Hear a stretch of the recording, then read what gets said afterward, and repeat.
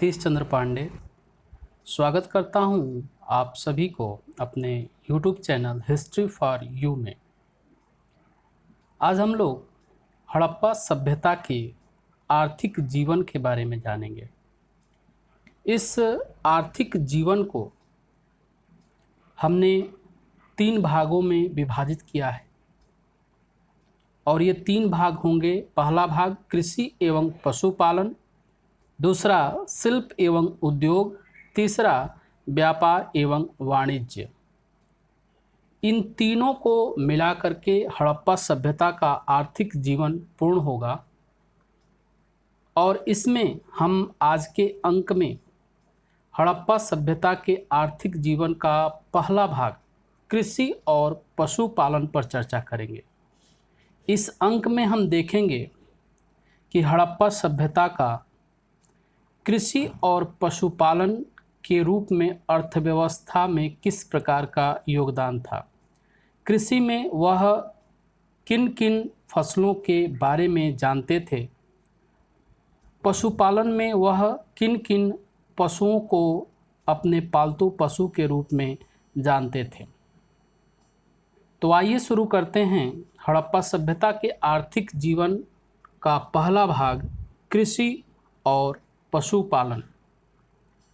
कृषि और पशुपालन के अंतर्गत सर्वप्रथम हम कृषि के बारे में जानेंगे कि कृषि कार्य किस प्रकार की जाती थी और कौन कौन से वह साक्ष्य हैं जो इस कृषि के बारे में हमारे जानकारी को आसान बनाते हैं, क्योंकि हमारे जानकारी का संपूर्ण स्रोत यहाँ से मिले हुए पुरातात्विक साक्ष्य हैं, जिनके बल पर हम अर्थव्यवस्था का रेखांकन करेंगे कि अर्थव्यवस्था किस प्रकार की थी।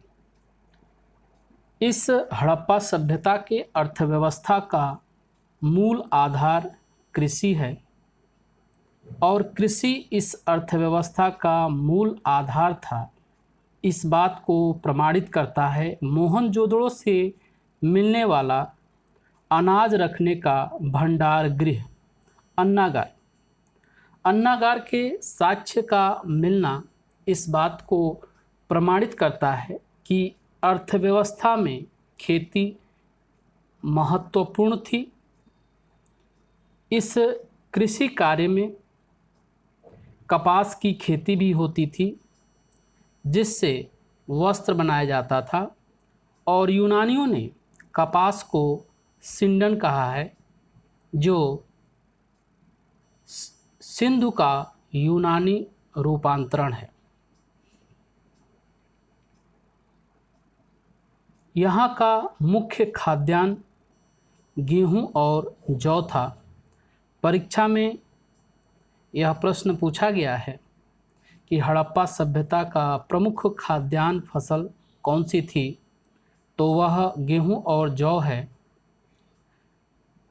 प्रमुख खाद्यान्न गेहूं और जौ का होना इस बात को प्रमाणित करता है कि ये लोग इससे भली भांति परिचित थे।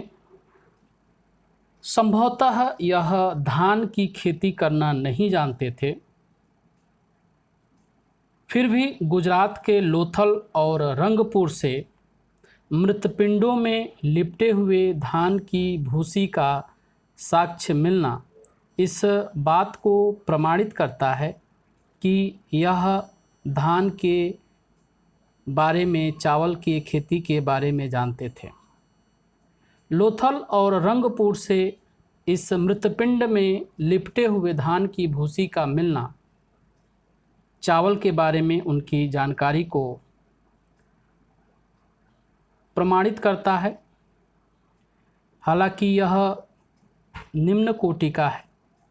धान की खेती का स्पष्ट प्रमाण हुलास से मिला है, जो उत्तरकालीन है। लोथल और रंगपुर से बाजरे के खेती किए जाने का प्रमाण मिला है। इसके अलावा रोजदी से बाजरे की 6 किस्में मिली हैं।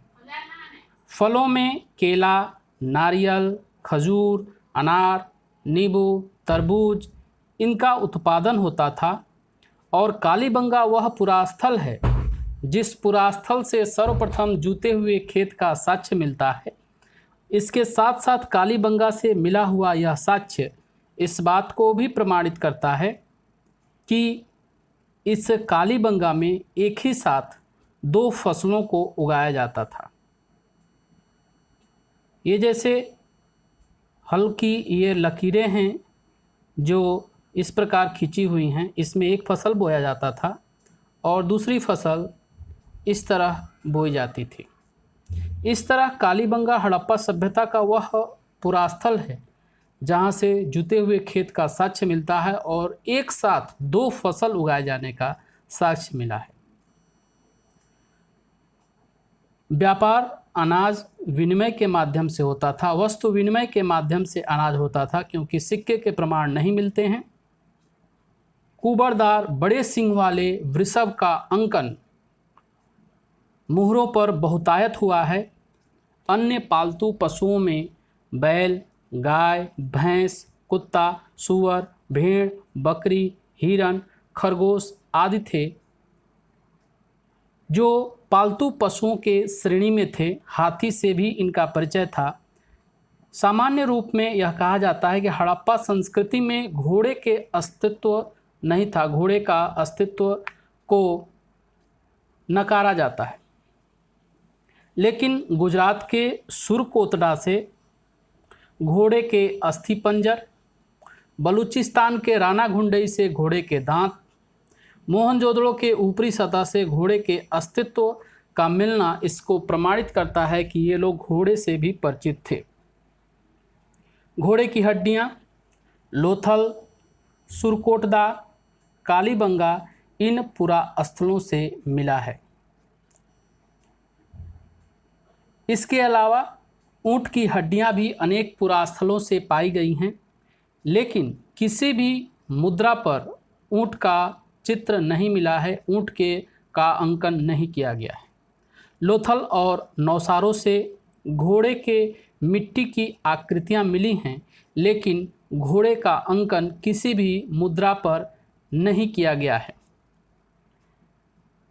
एक और आश्चर्यजनक प्रमाण इस हड़प्पा सभ्यता से है कि यद्यपि इस हड़प्पा सभ्यता में गाय के प्रमाण मिलते हैं, लेकिन इस महत्वपूर्ण पशु का अंकन भी मृणमूर्तियों, मृदभांडों पर नहीं हुआ है।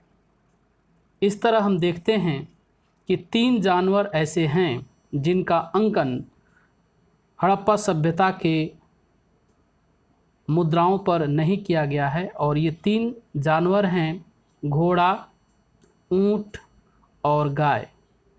घोड़ा, ऊंट और गाय का अंकन इस सभ्यता के मुद्राओं पर, मृदभांडों पर नहीं किया गया है। इस तरह आज पहले अंक में हमने देखा हड़प्पा सभ्यता की कृषि का, कि कृषि इस सभ्यता के अर्थव्यवस्था का मूल आधार थी, और इस बात को प्रमाणित करता है मोहनजोदड़ो से मिलने वाला भंडार गृह अन्नागार का साक्ष्य। कपास की खेती होती थी और यूनानियों ने कपास को सिंधन कहा है, जो सिंध का यूनानी रूपांतरण है। प्रमुख खाद्यान्न गेहूं और जौ था। संभवतः धान की खेती ये नहीं करते थे, फिर भी धान के भूसी का साक्ष्य का लोथल और रंगपुर से मिलना यह प्रमाणित करता है कि चावल से ये परिचित थे। स्पष्ट प्रमाण धान की खेती का हुलास से मिला है। लोथल और रंगपुर से बाजरे की खेती का प्रमाण, फलों में केला, नारियल, खजूर, अनार, नींबू, तरबूज इनका उत्पादन होता था। कालीबंगा से जुते हुए खेत का साक्ष्य, एक ही साथ 2 फसल उगाए जाने का साक्ष्य मिला है। कुबड़दार बड़े सिंह वाले बैलों का अंकन हड़प्पा सभ्यता के मुहरों पर बहुतायत हुआ है। यह प्रश्न भी परीक्षा में पूछा गया है कि सबसे अधिक किस जानवर का अंकन मुहरों पर हुआ है, तो वह कुबड़दार वृषभ है जिसका अंकन सबसे अधिक हुआ है। अन्य पालतू पशु में बैल, गाय, भैंस, कुत्ते, सूअर, भेड़, बकरी, हिरन, खरगोश इत्यादि थे।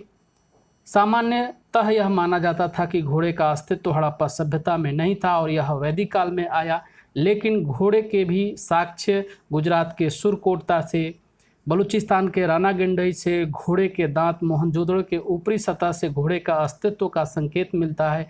घोड़े की हड्डियां लोथल, सुरकोटदा, कालीबंगा से मिलती हैं। ये इस बात को प्रमाणित करती हैं कि ये लोग घोड़े से भी परिचित थे।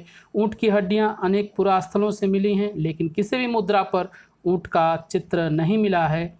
लोथल और नौसारों से घोड़े के मिट्टी की आकृतियां मिली हैं, लेकिन घोड़े का भी अंकन किसी मुद्रा पर नहीं हुआ है। गाय का प्रमाण मिलता है, लेकिन आश्चर्यजनक है कि इस महत्वपूर्ण पशु का अंकन भी मृणमूर्तियों, मृदभांडों पर नहीं किया गया है। इस तरह हमने पहले भाग में कृषि और पशुपालन के बारे में जाना। आगे 2 भागों में हम शिल्प और उद्योग, व्यापार और वाणिज्य के बारे में जानेंगे, जिससे यह आर्थिक जीवन का महत्वपूर्ण बिंदु पूर्ण होगा। तब तक के लिए नमस्कार। आज का अंक यहीं समाप्त होता है।